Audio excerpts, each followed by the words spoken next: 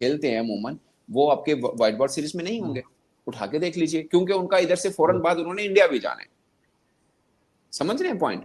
तो उन्होंने जाहिर अपना एक माइंड बनाया होगा कि हमने WTC का साइकिल है तो हमें अपने WTC को मिस नहीं करना, they are the defending champion now.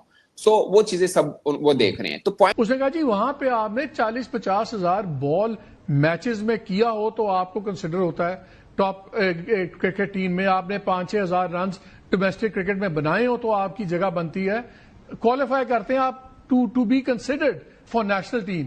हमारे यहां पे तो एब्सोल्युटली कुछ नहीं है। तो ये तो बिल्कुल फैक्ट है ना, यही तो हम बात कर रहे हैं कि इनफैक्ट जहां पर आपको ज्यादा फोकस करना चाहिए वो आपकी डोमेस्टिक क्रिकेट है, उसका स्टैंडर्ड है। हमारा स्टैंडर्ड इस वक्त जो है ना लो लेवल पे है। मैं अभी आपको भी बता देता हूं कि अभी इनकी ये हनीफ मोहम्मद ट्रॉफी खत्म हुई है, मैं अभी इनके स्क्वाड्स की एज देख रहा था। वुड यू बिलीव कि ये आपका सेकंड टीयर का टूर्नामेंट है जहां पर सारे अंडर 25 या अंडर 23 खेलने चाहिए थे। एवरेज एज इस वक्त जो ये हनी मोहम्मद ट्रॉफी में खेले हैं वो 28-29 ईयर्स के हैं और उनके फिटनेस लेवल डाउटफुल हैं। सो आप मुझे बताएं कि हम कहां जा रहे हैं। सो इसलिए मैं कह रहा हूं कि देखें डॉक्टर जो बात और कर ये रहे हैं, जो आप 28-29 कह रहे हैं इसमें भी 2-2, 3-3 साल एज खाई होती है लोगों ने। जी एग्जैक्टली यही है, क्योंकि एज टेम्पर करते हैं और 2-2 साल 3-3 साल ये कम करवा लेते हैं। तो ये ऑलरेडी अगर ये 28-29 के हैं तो 31-32 के हैं। सो इसलिए मैं कह रहा हूं कि पाकिस्तान का फ्यूचर जो है ना वो बहुत ज्यादा ब्लीक है। जब तक हम ग्रास रूट लेवल के ऊपर इन्वेस्ट नहीं करेंगे, वहां सही लोग नहीं लगाएंगे। सो आप इंग्लैंड के खिलाफ खेलते हैं, इंग्लैंड ने आपको वर्ल्ड कप 2024 से पहले जो सीरीज आपने खेली उन्होंने अपनी फुल फ्लैश टीम दी थी आपको, क्योंकि उन्होंने आईपीएल से भी लड़के तोड़ के वापस बुलवा लिए थे। नॉकआउट चल रहा था आईपीएल का, मगर उन्हें बुला लिए थे और आप वो सारे मैच हारे थे। और ऑस्ट्रेलिया जब यहाँ पे आएगी ए टीम फर्ज किया व्हाइट बॉल सीरीज के लिए, तो अपने मेन स्ट्रेंथ को नहीं भेजते। उन्होंने तो चैंपियंस ट्रॉफी के लिए मैं तो हैरान हो गया था। चैंपियंस ट्रॉफी को भी उन्होंने ऐसी समझे 5 खिलाड़ी नहीं भेजे थे उन्होंने, याद है आपको चैंपियंस ट्रॉफी? फिर भी वो सेमीफाइनल खेल गए, और फिर भी वो सेमीफाइनल खेल गए आपकी कंडीशन में आके तुसी पहले राउंड से बाहर हो। सो और हम होस्ट होकर पहले राउंड से बाहर थे। जी, आप अपने घर में पहले राउंड से बाहर हुए और वो 5 अपने मेन क्रिकेटर्स ना भेजकर भी सेमीफाइनल खेल गए थे। तो यहाँ अच्छा पे क्रिकेट की डिस्पैरिटी का पता चलता है। तो आप अंदाजा कर लें। अब आप दूसरी तरफ आ जाएं, जो मैंने कल आपको बोला था कि इसके ऊपर डिटेल बात कर सकते। मैं तो रिक्वेस्ट करता हूं कि जितने हमारे फॉर्मर क्रिकेटर्स जो इस वक्त बैठ के टीवी पे बातें कर रहे हैं ना, ये सब टॉप पोस्ट लेने की कोशिश ना करें, ये नीचे आए। राहुल द्रविड़ नीचे आया था, उसने अंडर 19 को कोच करके और देखे टीम को कहां से कहां ले गया। उसके बाद उनका ये सिलसिला चलता चला जा रहा है। हमारे यहाँ अंडर 19 आप मुझे बता दें, इस वक्त कोई भी हमारा अंडर 19 का प्लेयर जो है वो कहीं भी इस वक्त आपको कहीं नजर नहीं आ रहा इस पूरे लेकिन आप जो बात कर रहे हैं ना, आप जो अरुण भाई बात कर रहे हैं वो बड़ी लॉन्ग टर्म ड्रजरी है। यहाँ पे सबको फौरी तौर पे सेक्सी विंस चाहिए, 1 साल 2 साल के अंदर अपना तमाशा चाहिए। और मैं आया, मैंने ये ट्रॉफी जीत गई, हमने इंडिया को ठोक दिया। So you are talking about serious work. मालिक भाई ये पहले हो सकता था, ये पहले हो सकता था। डॉक्टर साहब, डॉक्टर आप भी मुझसे एग्री करोगे। देखिए मैं आपको बताऊं उसका रीजन क्या है। क्योंकि इसलिए कि जब भी आपके यहाँ पर गवर्नमेंट चेंज होती है, आपका चेयरमैन क्रिकेट बोर्ड चेंज हो जाता है, तो उसको तो पता है ना कि मैं 2 से 3 साल के लिए आया हूं। सो मुझे क्या जरूरत है इस लॉन्ग टर्म प्लानिंग की, मुझे क्या जरूरत है इन सारी चीजों। लेकिन अरुण भाई 2-3 साल पहले तक ना ये चल सकता था कि नया चेयरमैन आया, ये टूर्नामेंट जीत जाऊं, ये जीत जाऊं। अब नहीं हो सकता, अब वो हो ही नहीं सकता। उसका एक रीजन है, अब आपकी क्रिकेट इररिलेवेंट हो गई है, डोमेस्टिक सेक्टर तो है ही नहीं। अब वो मॉडर्न क्रिकेट, अभी मैं आपको एग्जांपल देखता हूं, ब्लंडर पिक किया आपके कप्तान का तिलक वर्मा ने, और उसने ये ब्लंडर पिक किया कि जहां इब्रार 3 ओवर कर रहा था स्लो लो टर्निंग पेज पे, वहां पे उसको चौथा भी करना चाहिए था। आप हारिस को लेके आए जो पता नहीं कहां से प्रोफेसी आई थी उसको। ये जो अरुण भाई ने बात की है, गेंद वेट हो रहा था, उसने कहा ये पटाखा ओवर मैं ले लूं, मैं 15 रन कर दूं, और उसके बाद वो मैच एक साइड पे हो गया। उसने 1 ओवर में मैच साइड पे। भाई वो क्यों किया? फर्स्ट क्लास एवरेज भी 50 की है, T20 इंटरनेशनल एवरेज भी 50 की है, डोमेस्टिक में भी 100 करता है ट्रॉफी में। और एक हमारा बड़ा गलत कॉन्सेप्ट है कि PSL में जिसने 2 छक्के मारे वो पाकिस्तान खेल जाए। आपने बहुत चीप कर दी पाकिस्तान की कैप। हाँ, बिल्कुल इजी हो गया। ये हरून भाई वगैरह, लास्ट टाइम हरून भाई ने हमारे शो पे कहा था ना, इनको हलवा खाने की आदत पड़ गई है, विच इज ट्रू। लेकिन मेरा सवाल ये है, देखें, सॉरी ये एक चीज बोलूं, ये इंडिया की B टीम थी, मैचेस उनके 4 मेजर प्लेयर्स नहीं थे इसमें। उन्होंने यशस्वी जायसवाल को ड्रॉप किया है, सिराज अय्यर नहीं था, संजू सैमसन 5 पे खेल रहा था जो ओपनर पटाखा है, जो ऊपर 100 करता है। उनका हार्दिक पांड्या कल नहीं था। ये वो टीम है जो कि अभी ग्रेड्स गए हैं, उसके बाद भी ये उनकी नंबर 1 टीम नहीं थी। और आपको यहां तक बताओ इस टीम की मेंटालिटी क्या है। ये जानबूझ के इब्रार को नहीं खिला रहे थे, सुफियान को खिला रहे थे शुरू में, क्योंकि इन्होंने शदाब की जगह बनानी है।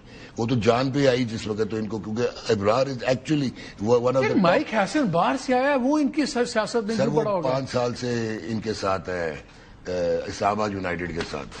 अच्छा ओके। हाँ जी, वो अपने पूरे अरेंजमेंट आंदे। क्लिफ डेकन को ये पता है जी अरुण भाई। मालिक साहब, मैं यहाँ थोड़ा सा एक और चीज मैं ऐड करना चाहता हूँ। ये जैसे डॉक्टर भी ये बात करे, तो मुझे ये बताएं कि अगर आपकी नेशनल लेवल की टीम को कोच के पैगामात की जरूरत है, तो वो तो किस हिसाब से नेशनल टीम सिर्फ वो तो पूरी दुनिया में होता है। आप फुटबॉल के क्लब्स देखें, वहाँ कोच इज द गॉड। कितने मैसेजेस आए, मैंने गंभीर को एक मैसेज भेजते हुए नहीं देखा।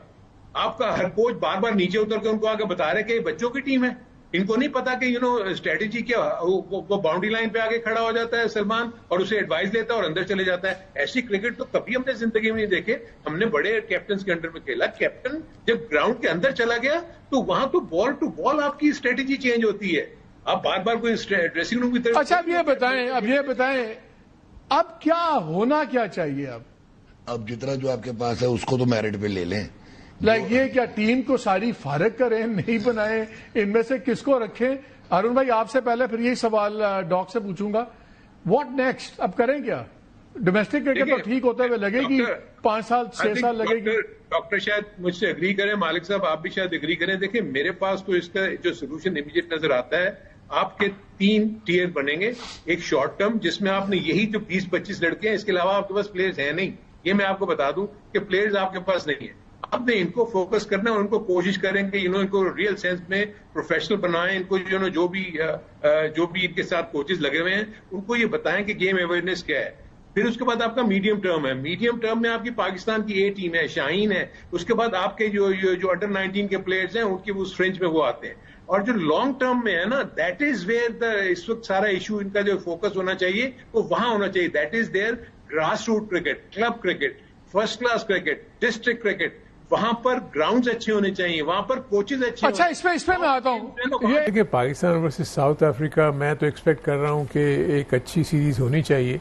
लेकिन जैसे भी आपने पिछली सीरीज का जिक्र किया कि जो होम सीरीज हम खेलते हैं, हम सबसे बड़ा काम क्या करते हैं। देखिए हम पिचेस को इस तरह बनाते हैं कि वो आपको ज़्यादा हेल्प करें और जो बाहर से आने वाली टीमें हैं उनको हेल्प ना करें। यानी हम लो बाउंस और उसमें जो स्पिन ज़्यादा हो, क्योंकि आप स्पिनर्स पे इंतज़ार करते हैं। आप देखते हैं कि नोमान और साजिद जो हैं वो अच्छा परफॉर्मेंस दे रहे थे, पहले उन्होंने आउट भी किए सब कुछ। लेकिन ये भूल जाते हैं कि अब जो बाहर से आने वाली टीमें हैं उनके पास भी स्पिनर्स हैं। सो जब अगर आप दूसरों के ऊपर अटैक करेंगे स्पिनर से, तो आपके ऊपर भी वो अटैक करेंगे आपके बैट्समैन के ऊपर स्पिनर से।